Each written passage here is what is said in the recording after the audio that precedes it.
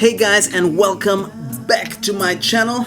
Today we're going to be looking at 4 super simple steps to help you write a sweet sounding melody. By the time we're through with the first step, you would have learned so much more than when you first clicked on this video. Stick around till the end and let's see how our melody grows together.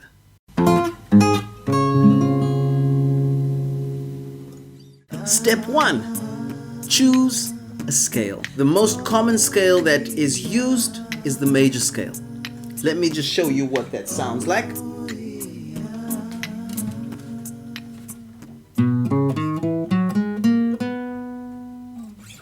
Yeah. We use the Tonic Sulfur. Now, I'll just stop there. If you know nothing about Tonic Sulfur, that's okay. I'm more than happy to go ahead and create a video with super simple steps to help clear any cobwebs, any misconceptions, any misunderstandings about what Tonic Solfa is. But for now, let's go on with the first step. So we use Tonic Solfa like this, just their note names, do, re, mi, fa, sol, la, ti, do.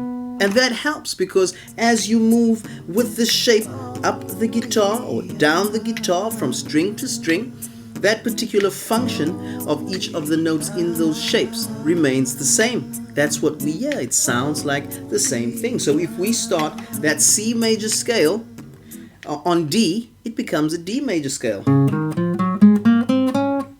If we start it on E, it becomes an E major scale. So that note pattern gives us a nice idea of how the notes work together, and of course, those note names. Do, re, mi, fa, sol, la, ti, do. Fantastic. So now we've chosen our scale just to add some spice into the mix. Very important. Let's take that melody. There's already a melody in that scale, and we're just going to perform it a little. Okay? Once you perform it, you've got your melody. Those notes are beautiful on its own already. So let's add the spice.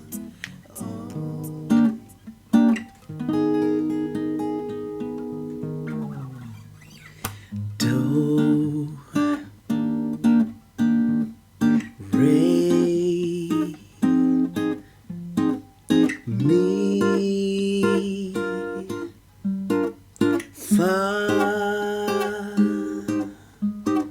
sol, la, ti, do.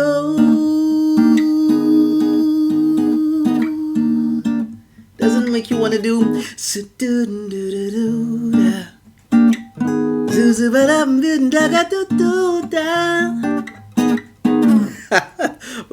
but wait. I get ahead of myself. So the first step, choose the scale. We've chosen the major scale and we've just added a little bit of spice, performance. This changes the perspective and perception of what the listener is listening to and what the listener is listening for. So let's just pause there a minute. Thus far, if you have found some value in the video, please take the time to click that subscribe button. Think about it. Anyway, the point we're going for is step number 2. So now we're choosing our notes out of the well-performed major scale. Let's be super simple about it and get that sweet sounding melody out of the first 5 notes. Do, re, mi, fa, sol. Ready? This is what it will sound like in the key of E. Do, re, mi, fa, sol. Oh, it sounds so nice. Now, the key out of these 5 that will change that little spice that you're going to put on, it'll change the perception of how the listener listens to your actual your voice control, and of course, the melody that you are creating. Whether your voice is singing through a guitar or whether your voice is singing through your actual musical instrument that is naturally placed in your body, you need to know the functions of each of these notes. So we've only chosen the first 5. The most primary will give us a basic idea of how to lead our melody and how to resolve our melody. All right, so the most primary on note 1 is the most peaceful sound. It feels like a home tone.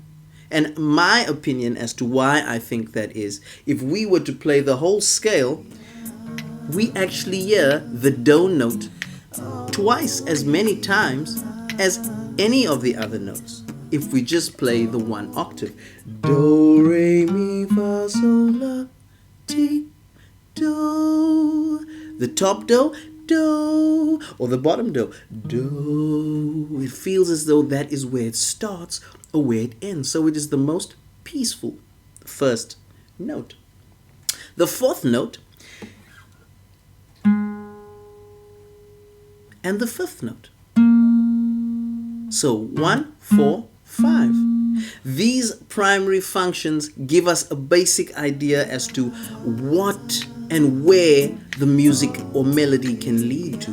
So when you end on 5, 5 is the furthest function, anyway, from the home key. And this now needs or feels as though the melody is incomplete. So if we played the end, right? Or if we played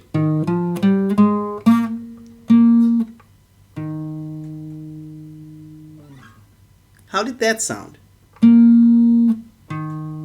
Didn't feel like you came back home? So knowing the functions of the notes that you choose are very, very important, and it adds that lovely extra little bit of spice in the mix. And when people listen to you, they now think, that melody sounds as though it has meaning from a musical perspective and point of view. Right. Step number 3. Order the notes that you have chosen in a way that you think would best represent what you're trying to convey musically. And the easiest way to do that, the simplest way, super simplest way to do that, is to take those 5 notes, do, re, mi, fa, so, and keep do stationary, keep so stationary, and find permutations for re, mi, and fa. The simplest permutation for the middle 3 notes, instead of playing it do, re, mi, fa, so,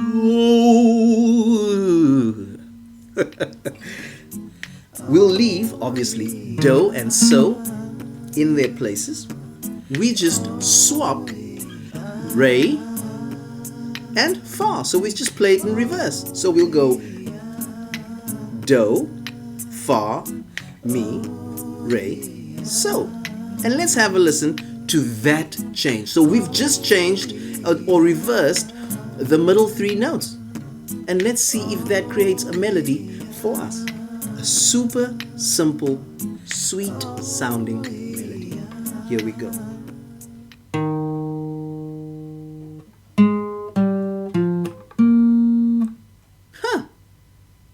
Have a listen to that. Do, fa, mi, re, so. Remember those functions we were speaking about? So, what does it feel like we want to do? Does it feel like the end? Or does it feel like we want to come back to do? Interesting. And that will be conveyed straight to the listener. And all we've done, we've now ordered our notes that we've chosen in a different way. Of course, there are many permutations. It's super simple. And we get that sweet sounding melody nonetheless. All through 1, 2, and 3.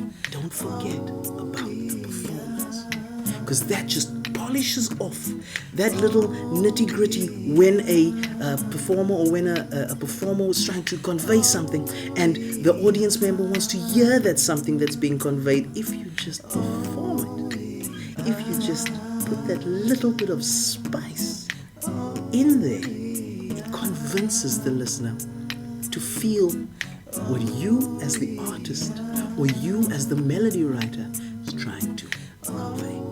So those are our first 3 steps. And I'm going to stop you just there. If you are finding value so far in this video, please go ahead, click that subscribe button.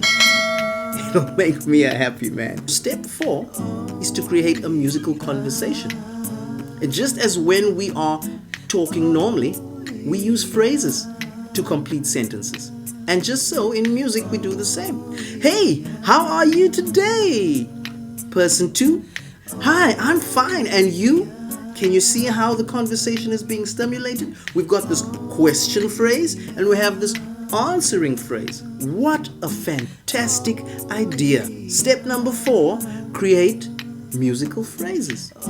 So we've got these beautiful ideas. A musical phrase is basically a set of 16 counts, if you will. And we break each of those 16 counts into smaller bits, 4 counts, okay? 4 beats. So you have a set of 4 and a set of 4. Then a second set of 4 and a second set of 4. All right, so that's basically how it works. So let's take our first 5 notes again. And that first permutation that we've changed, so it was do, fa, mi, re. Okay? Do, fa, mi, re. And then we ended on so. Alright. So let's take that and we're going to put this into our beats. So remember there are 16 beats that we're going to be working with. So let's try and get that sorted. Okay, so here we go. Are you ready? 1, 2, 3, 4. First set. 1, 2, 3, 4. Second set. 1, 2, 3, 4. Third set. 1, 2, 3, 4. Fourth set. So there you have 16 beats that created this lovely first question phrase. Now the beautiful thing about this is now that we've got our question phrase, we can create an answer phrase, and there's many ways to do this. So let's say we go do, mi, re, fa. So let's see how it would sound if we put everything together. All right, so here we go. 1, 2, 3, 4. 1, 2, 3, 4. 1, 2, 3, 4. 1, 2, 3, 4. 1, 2, 3, 4. 1, 2, 3, 4. 1, 2, 3, 4. 1, 2, 3, 4.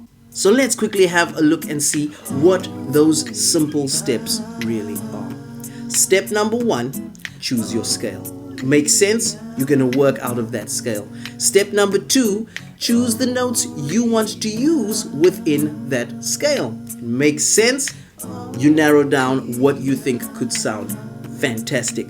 Step number 3, you order those notes the way that you wish to order those notes because you want to convey a particular feeling or particular sound. Makes sense? Super simple, and that's what you'd like to do. The last step, step number 4, is to create conversations between phrases, so a question phrase and an answer phrase that can give the listener a complete idea of what's happening musically. Guys, it's as simple as that. Give it a go. Let me know in the comments how it is going. Did you find it to work as simply as that, using the permutations, choosing the scale, using performance to make it sound fantastic? Thank you so much for joining me on this journey. I'll see you in the future, and I'm out.